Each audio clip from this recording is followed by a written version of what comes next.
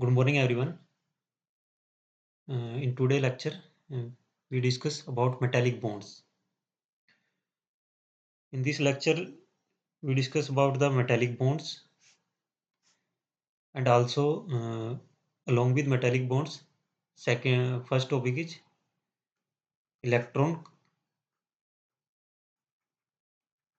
electron cloud theory. With the help of electron cloud theory, we learn about metallic bond. How the metallic bonds are formed. Second, we should discuss about the valence bond theory of metals. So before starting metallic bonds, उससे पहले हमें metals non metals and semi metals जो हमारी periodic tables हैं, हम periodic table में एक बार ये देख लेते हैं इन पीरियोडिक टेबल कि हमारे पास मेटल्स कौन कौन से एलिमेंट है और मेटल कौन कौन से हैं, नॉन मेटल्स क्या है उसमें और सेमी मेटल्स क्या है. सो ये पीरियोडिक टेबल है. अगर हम पीरियोडिक टेबल में ध्यान से देखते हैं, सो जो लाइट ग्रीन कलर्स यहाँ पे क्या रिप्रेजेंट कर रहे हैं, मेटल्स के बारे में रिप्रेजेंट कर रहे हैं. सो ये सभी क्या है, मेटल्स हैं.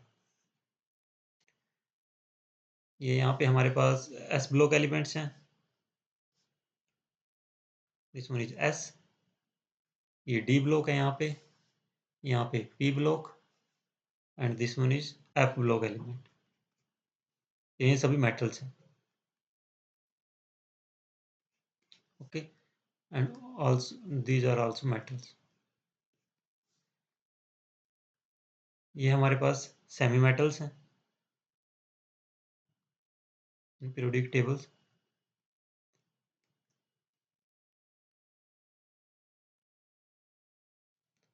And all of these are non metals. Okay, and these block elements are lanthanode and actinide radioactive elements.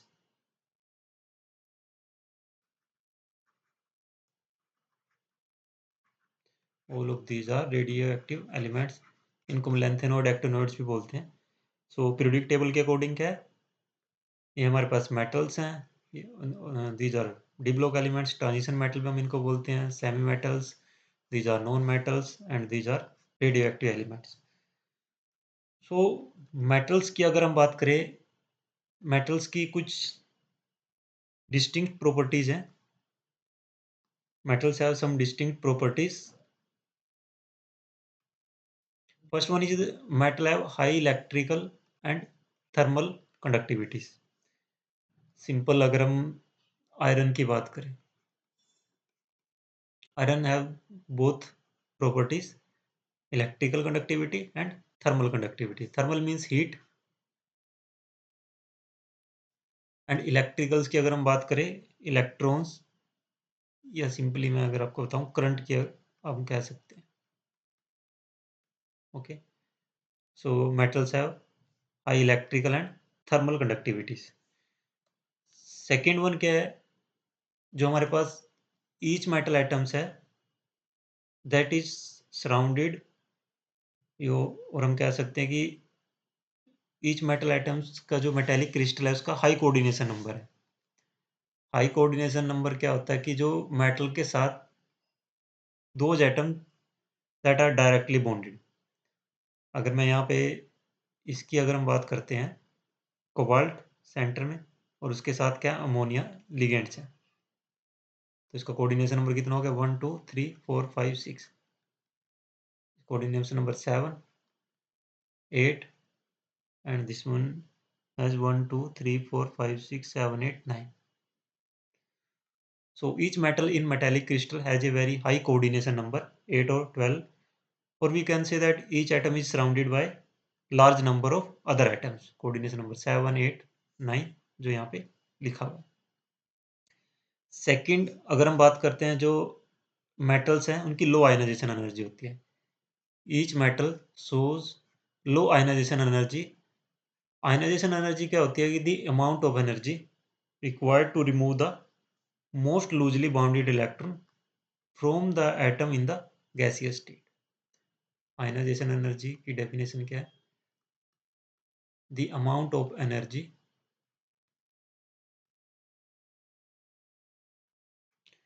required to remove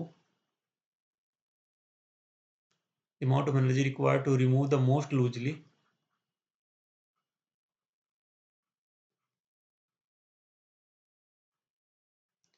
bounded electron from the atom in gaseous state। Simple सी ये definition होती है ionization energy की। और जो metals हैं वो लो ionization energy show करते हैं। 1 2 3 1 2 3 जो इलेक्ट्रॉन है उसको इजीली रिमूव किया जा सकता है। जैसे हम सोडियम की बात करें 11 एटॉमिक नंबर होता है, Na positive plus electron. Sodium क्या है, एक इलेक्ट्रॉन को इजीली रिमूव कर सकता है। लिथियम भी क्या करेगा, Li पॉजिटिव प्लस इलेक्ट्रॉन। तो हमारे पास जो डिफरेंट टाइप के मेटल्स है वो इलेक्ट्रॉन को इजीली रिमूव कर सकते हैं। जो आयनाइजेशन एनर्जी जो यहाँ पे दिखाई गई है, जो मैंने डायग्राम डाला हुआ है, आप देख सकते हो आयनाइजेशन एनर्जी की वैल्यू क्या है, 0 5 10 15 20 25। और जो lithium sodium potassium rubidium caesium francium जो मेटल्स हैं यहाँ पे, सभी की जो आयनाइजेशन एनर्जी क्या है वो लो आयनाइजेशन एनर्जी है। और जो नॉन मेटल्स हैं या जो इनर्ट गैस एलिमेंट्स हैं हमारे पास, helium neon argon krypton xenon radon, इनकी जो आयनाइजेशन एनर्जी की वैल्यू है वो ज़्यादा है एज कम्पेयर टू मेटल्स की। अगर हम बात करते हैं, जो प्रॉपर्टीज हम डिस्कस कर रहे हैं इनकी आपको आगे वैल्यू मिलेगी, ये इनकी जो इंपॉर्टेंस के आगे आप मेटेलिक बॉन्ड को इजीली समझ सकते हैं।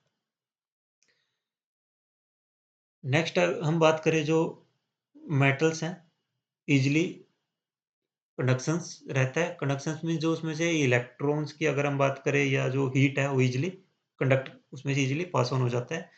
उसके पीछे जो रीज़न रहता है कि मेटल्स के पास फ्री इलेक्ट्रॉन्स होते हैं, और जो ये फ्री इलेक्ट्रॉन्स होते हैं ये क्या करते हैं, मूव करते हैं। जैसे अगर हम इस एंड को, ये ए एंड है and this one is the B end, अगर मैं ए एंड मेटल के किसी पीस को एक ए एंड से हीट करना स्टार्ट करता हूँ, तो जो फ्री इलेक्ट्रॉन्स है जैसे उनको हीट मिलेगी उनकी काइनेटिक एनर्जी बढ़ेगी।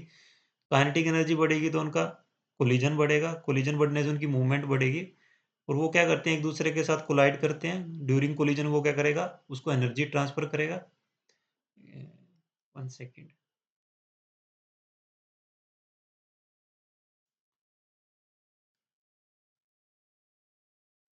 ड्यूरिंग कोलिजन वो क्या करेगा, उसको एनर्जी ट्रांसफर करेगा, और जो with the help of electron जो एनर्जी है वो एक एंड से दूसरे एंड में ट्रांसफर हो जाएगी, चाहे वो आपकी थर्मल एनर्जी हो चाहे इलेक्ट्रिकल एनर्जी हो। The heat energy is passed on by vibrating neighbouring electrons along the metals.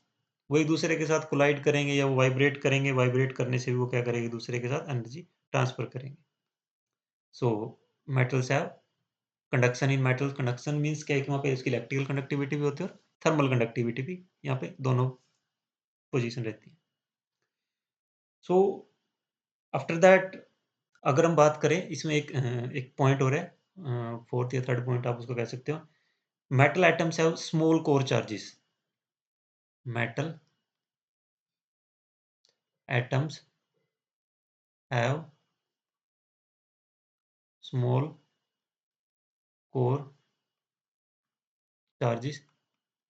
That is, इसका मतलब ये है कि मेटल क्या है, इजीली इलेक्ट्रॉन को एक्सेप्ट नहीं करेगा।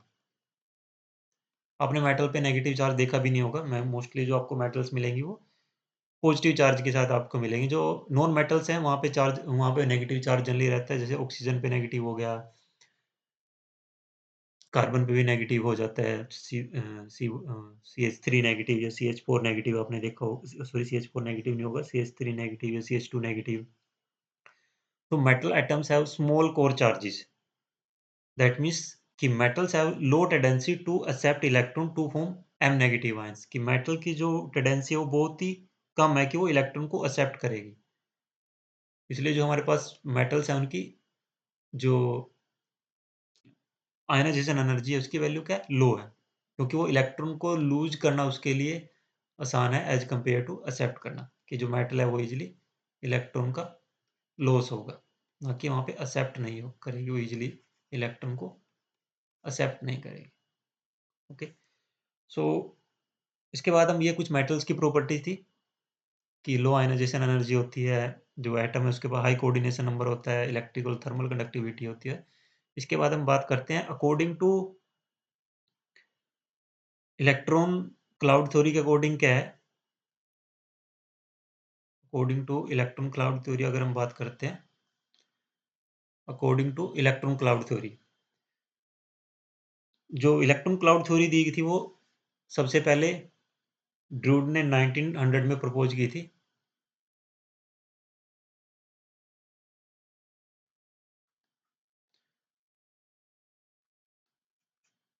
सिंपल थ्योरी दी थी उन्हें कि हाउ द मेटल एटम की जो मेटल्स है वो जो उसका मेटल क्रिस्टल है उसमें कैसे टुगेदर बॉन्डेड रहते हैं। उसके बाद इसी थ्योरी को फर्दर आगे कंटिन्यू किया था लोरेंज ने, और ये जो उन्होंने किया था 1923 में, उन्होंने फिर इसको इलेक्ट्रॉन क्लाउड थ्योरी का नाम दिया। ठीक है, जैसे हमने देखा है कि जो आयनाइजेशन एनर्जी है मेटल्स की वो वेरी लो है। जो मेटल की आयनाइजेशन एनर्जी है, लो आयनाइजेशन एनर्जी है। लो आयनाइजेशन एनर्जी है तो इलेक्ट्रॉन को क्या करेंगे? ईज़िली लॉस करेंगे, इलेक्ट्रॉन ईज़िली लूज़। और जब वो इलेक्ट्रॉन का लॉस करेगा कोई भी मेटल, एक मेटल है, इसने इलेक्ट्रॉन का लॉस किया तो मेटल पे आ गया पॉजिटिव चार्ज और साथ में एक आ गया नेगेटिव चार्ज। इस पॉजिटिव चार्ज मेटल के ऊपर पॉजिटिव चार्ज है, इसको हम बोलते हैं पॉजिटिव कोर्स और कर्नल्स। इसको हम पॉजिटिव कोर और कर्नल्स बोलते हैं। ये आपने ध्यान रखना है। अगर मैं कहीं कर्नल्स की बात करता हूँ तो दैट मीन्स मैं बात कर रहा हूँ कि मेटल पे पॉजिटिव चार्ज है। जैसे हमने देखा मेटल है लो आयनाइजेशन एनर्जी, लो आयनाइजेशन एनर्जी है तो इलेक्ट्रॉन को ईज़िली लॉस करेगा। इलेक्ट्रॉन का ईज़िली लॉस होएगा तो मेटल पे पॉजिटिव चार्ज आएगा, मेटल पे पॉजिटिव चार्ज होगा तो उसका पॉजिटिव कोर, और पॉजिटिव कोर को हम सॉरी, जो मेटल पे पॉजिटिव चार्ज होगा उसको हम बोलेंगे पॉजिटिव कोर और कर्नल्स। और इलेक्ट्रॉन, ये फ्री इलेक्ट्रॉन रहेगा। जो ये इलेक्ट्रॉन मेटल रिलीज़ करता है, ये फ्रीली मूव करता रहता है one place to other place. The release, जो मेटल ने इलेक्ट्रॉन यहाँ पे रिलीज़ किया, ये इलेक्ट्रॉन कंटिन्यूअसली मूव करता रहता है one place to other place through valence, जो ऑर्बिटल्स होती हैं, उनकी हेल्प से जो इलेक्ट्रॉन है कंटिन्यूअसली मूव करता रहता है। और जो इलेक्ट्रॉन का जो ये पूल है, अब मैं यहाँ अगर हम यहाँ पे बात करें मेटल, पॉजिटिव चार्ज, और जो इलेक्ट्रॉन है, जो इलेक्ट्रॉन का ये पूल है, जो इलेक्ट्रॉन का ये चार्ज क्लाउड है। द इलेक्ट्रॉन पूल, जैसे एक यहाँ पे एक इलेक्ट्रॉन है, एक सेकंड अगर हम बात करें, जो यहाँ पे एक इलेक्ट्रॉन है, एक इलेक्ट्रॉन ये रहा, एक इलेक्ट्रॉन ये रहा। अब सपोज करो ये इलेक्ट्रॉन इस एलिमेंट ने, ये इस मेटल ने रिलीज़ किया है। सो ये जो सिंगल इलेक्ट्रॉन है, ये सिर्फ़ इसी मेटल एटम के साथ शेयरिंग में नहीं होगा, ये इसके साथ भी शेयरिंग में हो सकता है, इसके साथ भी शेयरिंग में हो सकता है और इसके साथ भी शेयरिंग में हो सकता है।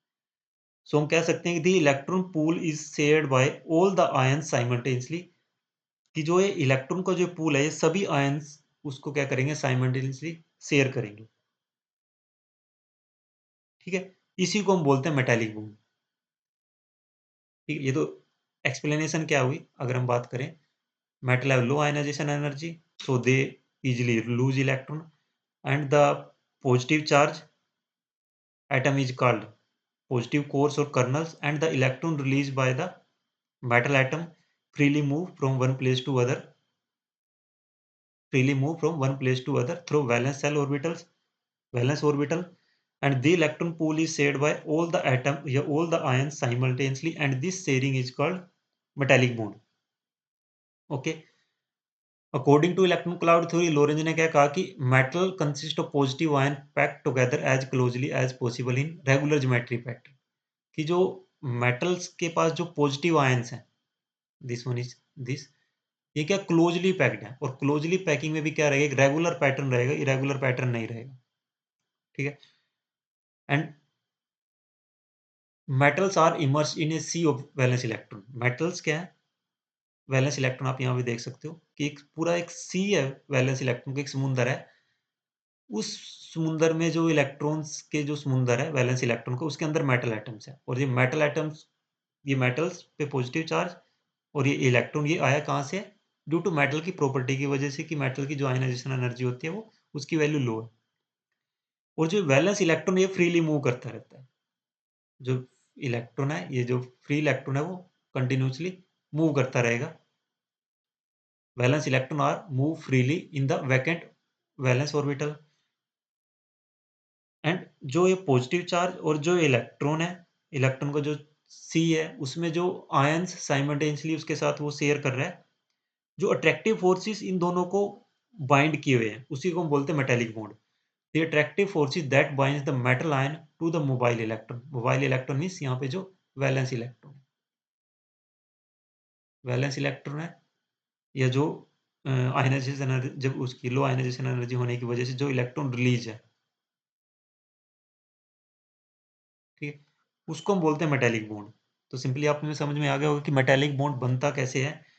मेटालिक बॉन्ड सिंपली क्या है कि वो अट्रैक्टिव फोर्सेस जो मेटल एटम्स को, पॉजिटिव एटम्स को, मेटल आयंस को और मोबाइल इलेक्ट्रॉन्स को होल्ड किए हुए हैं। The attractive forces that binds the metal ions to the mobile electron is called metallic bond. I think आपको ये समझ में आ गया होगा। सिंपली क्या है कि मेटल की आयनाइजेशन एनर्जी लो होती है। लो आयनाइजेशन एनर्जी होने की वजह से मेटल इलेक्ट्रॉन को इजीली लॉस करेगा। मेटल का जब इलेक्ट्रॉन का लॉस होगा, तो जो इलेक्ट्रॉन, जो वैलेंस जो इलेक्ट्रॉन का जो रिलीज हुआ है, ये जो लॉस इलेक्ट्रॉन है, रिलीज इलेक्ट्रॉन क्या करेगा, कंटिन्यूसली मूव करेगा one place to another through valence orbitals, जो वैलेंस वैकेंट वैलेंस ऑर्बिटल्स हैं। और वैकेंट वैलेंस ऑर्बिटल में जो इलेक्ट्रॉन्स हैं, और जितने भी वो आयंस के साथ, मेटल आयंस के साथ वो इलेक्ट्रॉन शेयरिंग में है, ठीक है, और जो फोर्सेस उसको होल्ड किए हुए हैं, the attractive forces that binds the metal ion to the mobile electron is called metallic bond. Okay. अब इसमें भी देख सकते हैं, इस इमेज में भी अगर हम बात करते हैं, ये डीलोकलाइज और वैलेंस इलेक्ट्रॉन है, जिनकी वजह से कंडक्टेंस होता है कि metal are good conductor of electricity. और ये positive charge kernels carrying positive charge, इनको हम पॉजिटिव कोर या कर्नल्स भी बोलते हैं। पॉजिटिव चार्ज है और ये नेगेटिव सिंपली वैलेंस इलेक्ट्रॉन है। मेटालिक बॉन्ड जैसे मैंने कहा कि the attractive forces that binds the metal ion to the mobile electron is called metallic bond.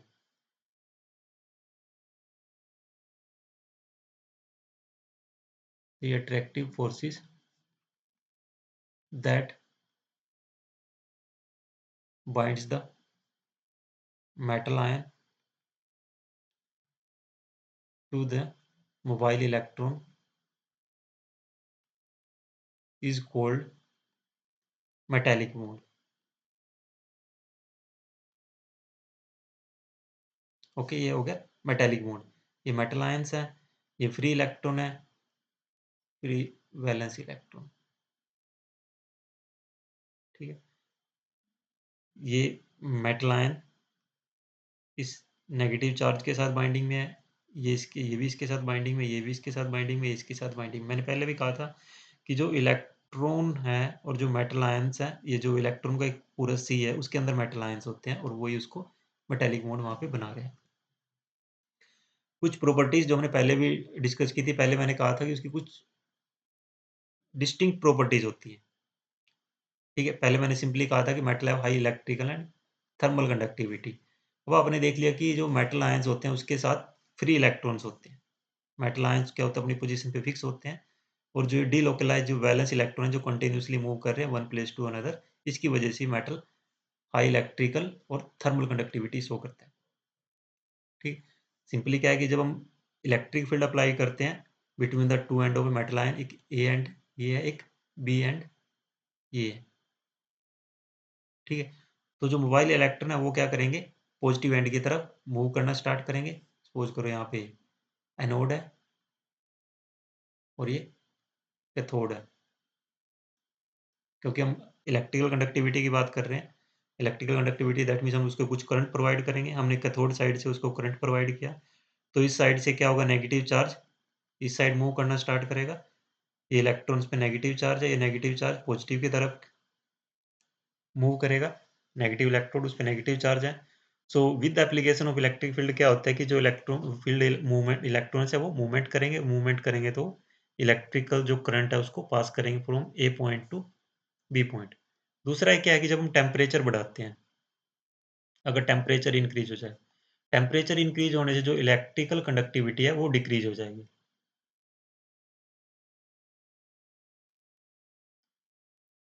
Because temperature बढ़ेगा तो वाइब्रेशन बढ़ेगी। वाइब्रेशन बढ़ने से क्या होता है? वाइब्रेशन बढ़ेगी तो जो आयंस है वो इधर उधर वाइब्रेट करना स्टार्ट कर देंगे। वाइब्रेट करेंगे तो उसके जो मोशन है उसमें हिंड्रेंस आ जाती है। टेम्परेचर इंक्रीज होगा, इलेक्ट्रिकल कंडक्टिविटी डिक्रीज होगी due to vibration that causes hindrance in the movement of valence electron. The movement of valence electron. Okay. दूसरा ये हमने पहले भी डिस्कस कर लिया था कि metals are good conductor of electricity due to free valence electron. यहाँ पे positive positive positive,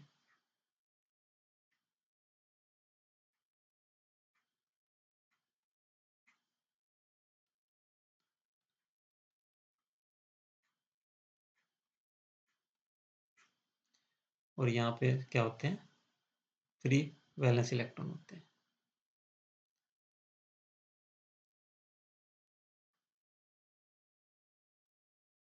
in free valence electron की वजह से ही मेटल क्या करता है?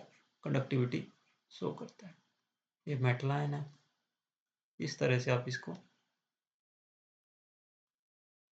ड्रा कर सकते हैं।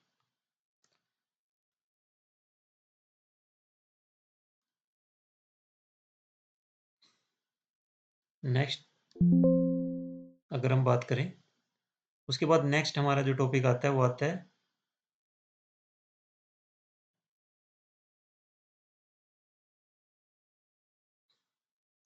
नेक्स्ट टॉपिक है valence bond theory of metals.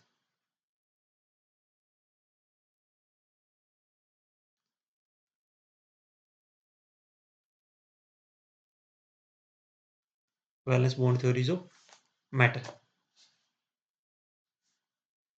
Valence bond theory of metals हमें क्या बताएगी कि जो मेटल्स के बीच में जो बॉन्डिंग है वो किस तरह से होती है। बॉन्डिंग इन मेटल्स किस तरह से जो बॉन्डिंग है, डिफरेंट थ्योरीज है। इस इलेक्ट्रॉन क्लाउड थ्योरी भी हमने देखी। इलेक्ट्रॉन क्लाउड थ्योरी का अकॉर्डिंग क्या है, जो डिफरेंट टाइप की प्रॉपर्टीज है हम इजीली एक्सप्लेन कर सकते हैं। और इलेक्ट्रॉन क्लाउड थ्योरी हमें बताती है कि जो मेटल्स के बीच में जो बॉन्ड है वो किस तरह से बनता है, कि क्या अट्रैक्टिव फोर्सेस है जो मेटल आयन पॉजिटिव चार्ज को और जो इलेक्ट्रॉन्स हैं जो मोबाइल इलेक्ट्रॉन उनको होल्ड किए हुए हैं, उनको टाइटली बाउंड किए हुए हैं। आफ्टर दैट नेक्स्ट टॉपिक है वैलेंस बॉन्ड थ्योरी। और जो वैलेंस बॉन्ड थ्योरी है वो पोलिंग ने दी थी। अकॉर्डिंग टू पोलिंग क्या है, इसमें सेम वही प्रिंसिपल यूज किया गया। अकॉर्डिंग टू पोलिंग, पोलिंग ने सेम प्रिंसिपल यूज किया है जिस तरह से जो मॉलिक्यूल्स बनते हैं। जैसे ए मॉलिक्यूल्स, एक ए एटम्स है और एक बी एटम्स है। ए और बी एटम्स आपस में इलेक्ट्रॉन को शेयर करेंगे और एक ए बी मॉलिक्यूल बना देंगे। एक ए बी मॉलिक्यूल बन जाएगा यहाँ पे। ठीक है, ए कोई एक एटम है, ये भी एक एटम है। दो एटम्स आपस में कंबाइन होकर मॉलिक्यूल बना रहे हैं। जैसे अगर हम वाटर की बात करें, वाटर का जो मॉलिक्यूल्स में क्या है कि दो हाइड्रोजन है और एक ऑक्सीजन, दो हाइड्रोजन है और एक ऑक्सीजन है। ठीक है। सो वैलेंस बॉन्ड थ्योरी में मेन प्रिंसिपल क्या है?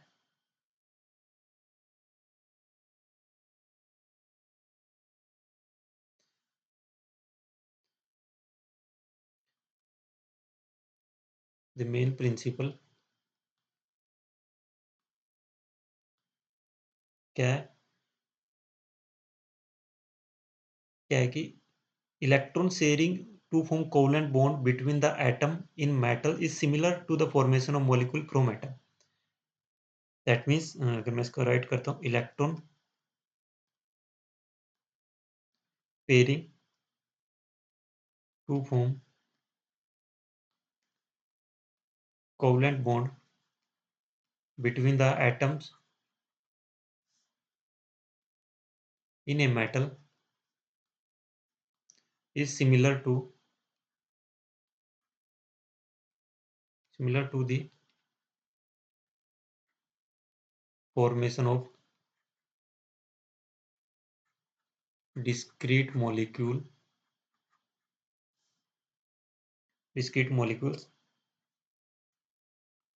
from atoms.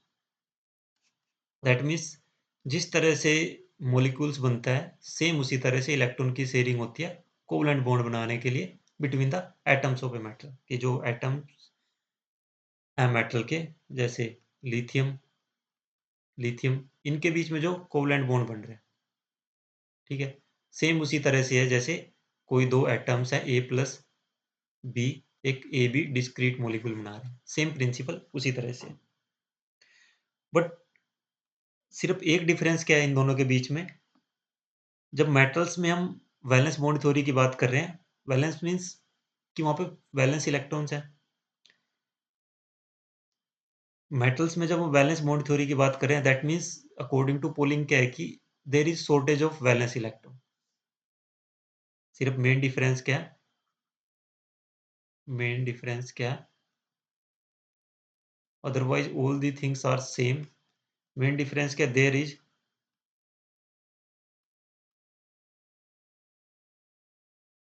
Shortage of electron for the formation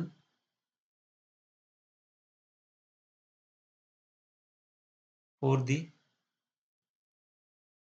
formation of electron pair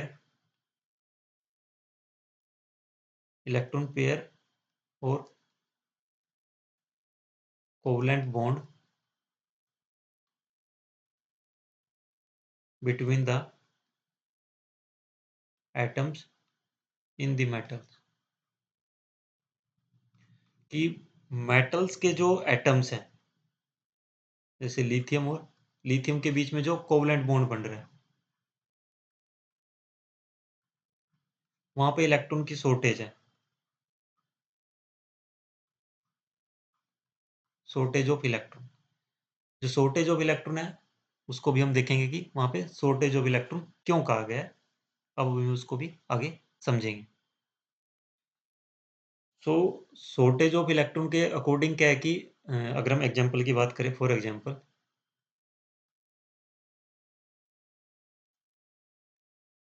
lithium की अगर हम बात करें, lithium atomic number 3, electronic configuration क्या होगी 1s2 2s1। लिथियम के पास एक ही वैलेंस इलेक्ट्रॉन है, ओके। बट अगर हम लिथियम के स्ट्रक्चर की बात करें, जो लिथियम का जो क्रिस्टल लैटिक्स है,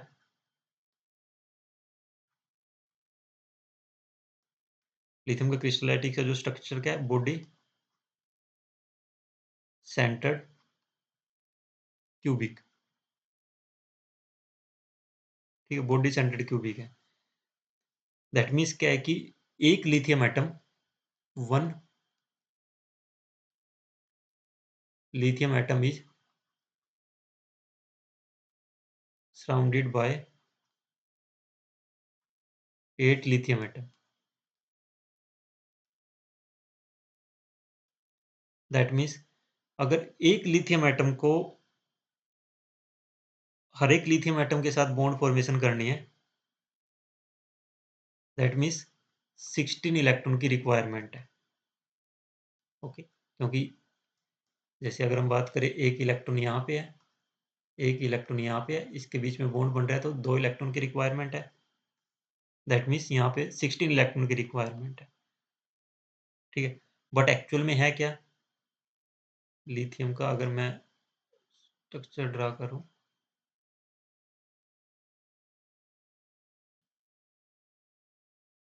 ये हर एक कॉर्नर पे लिथियम है।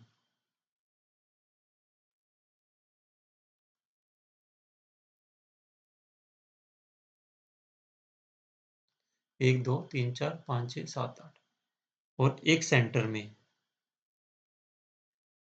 जो सेंटर वाला लिथियम का एटम है वो एक्चुअल में क्या कर सकता है, सिर्फ यहाँ पे टोटल इलेक्ट्रॉन कितने हैं, 1 और 8, टोटल 9 इलेक्ट्रॉन अवेलेबल है। इलेक्ट्रॉन अवेलेबल है 9 और चाहिए 16 बॉन्ड फॉर्मेशन के लिए। दैट मीन्स यहाँ पे क्या है, शॉर्टेज ऑफ इलेक्ट्रॉन है। यहाँ पे क्या है, शॉर्टेज ऑफ इलेक्ट्रॉन है। 1 लिथियम एक सेंटर में है और 8 उसके अराउंड है। 1 lithium atom is surrounded by 8 light element, नहीं सॉरी, यहाँ पे 8 लिथियम एटम्स है, Li, ये लिथियम है, 8 लिथियम एटम। ओके, सो पोलिंग के अकॉर्डिंग क्या था कि सिर्फ एक ही डिफरेंस है, जब हम सिंपल मॉलिक्यूल के बीच में बॉन्ड फॉर्मेशन की बात कर रहे हैं और दूसरे मॉलिक्यूल के बीच में बॉन्ड फॉर्मेशन की बात कर रहे हैं, तो एक ही डिफरेंस है कि यहाँ पे शॉर्टेज ऑफ इलेक्ट्रॉन है। सो यहाँ से क्या चीजें क्या चीज क्लियर हुई कि जो मेटल्स की जो बॉन्ड फॉर्मेशन है एटम्स के बीच में, मेटल्स में, द बॉन्ड बिटवीन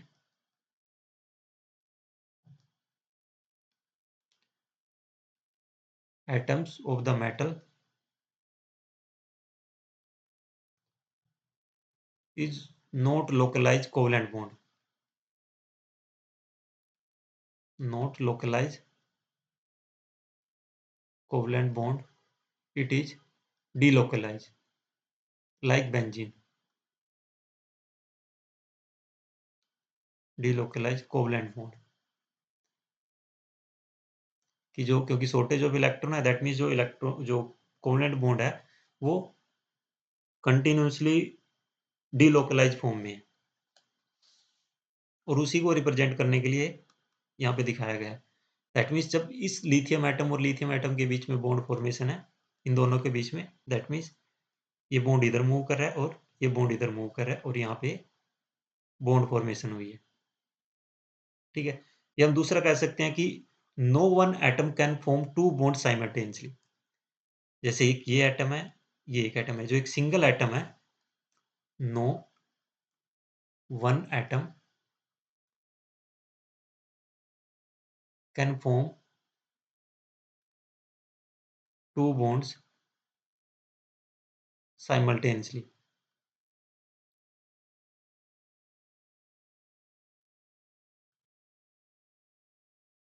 दो बॉन्ड साइमल्टेनियसली नहीं बनेंगे।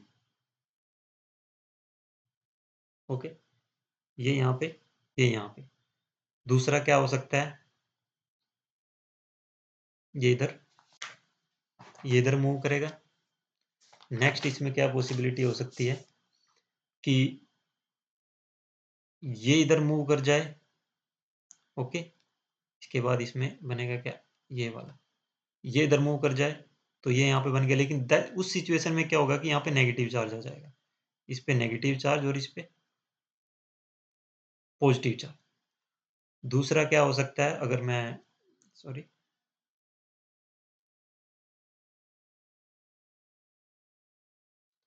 कि ये बॉन्ड इधर मूव कर जाए तो ये फॉर्मेशन हो सकती है, यहाँ पे नेगेटिव चार्ज आ जाएगा और यहाँ पे पॉजिटिव चार्ज आ जाएगा, या आप इसको दिखा सकते हैं हम कि ये इधर मूव कर जाए।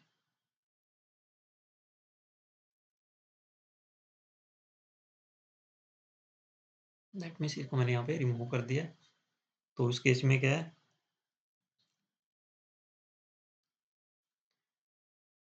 यहाँ पे नेगेटिव चार्ज और यहाँ पे positive charge.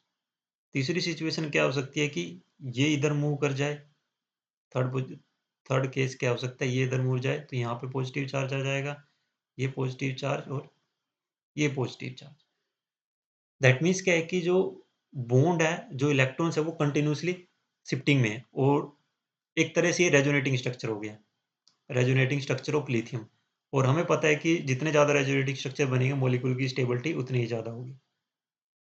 Okay, more the resonance structure and greater is the stability of the system. जितने ज़्यादा रेजोनेटिंग स्ट्रक्चर होंगे, more is the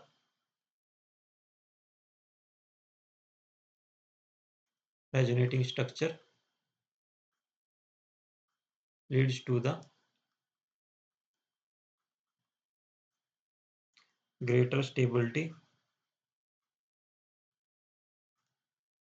of the system. System या मॉलिक्यूल की हम बात कह सकते हैं।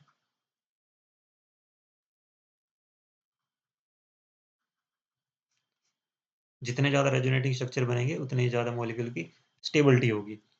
और इसी जो ये फ्री इलेक्ट्रॉन्स हैं या जो पॉजिटिव चार्ज है या जो नेगेटिव चार्ज है, इसी की वजह से जो मेटल्स की जो इलेक्ट्रिकल कंडक्टिविटी है उसको एक्सप्लेन किया जाता है। जो इलेक्ट्रॉन मोबिलिटी है वो इसी वैलेंस बॉन्ड थ्योरी की वजह से एक्सप्लेन की जाती है। ये हम कह सकते हैं कि electron mobility is explained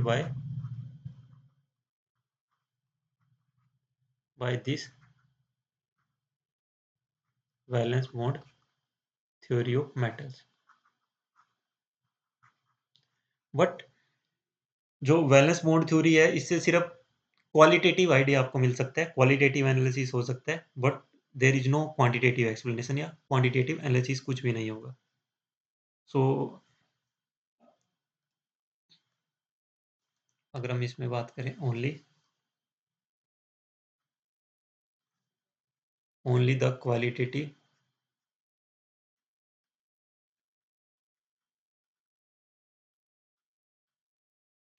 explanation of electrical conductivity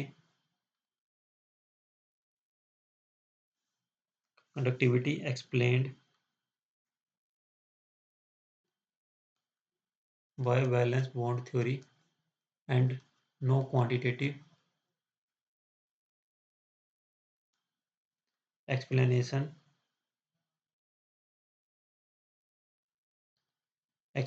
of this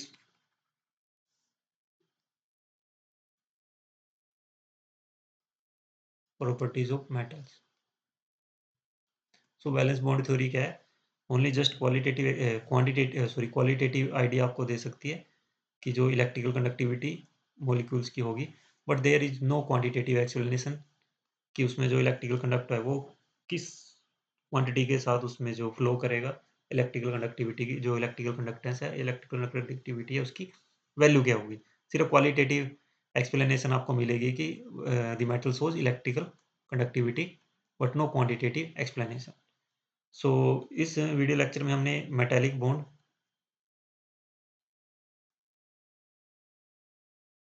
metallic bonding, metals की properties, metals properties, electron cloud theory, electron cloud theory और electron sea model. And next हमने जो डिस्कस किया है valence bond theory of metals.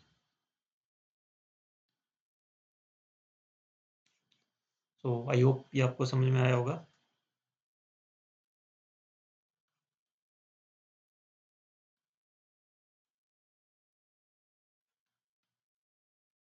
Thank you for watching this video lecture.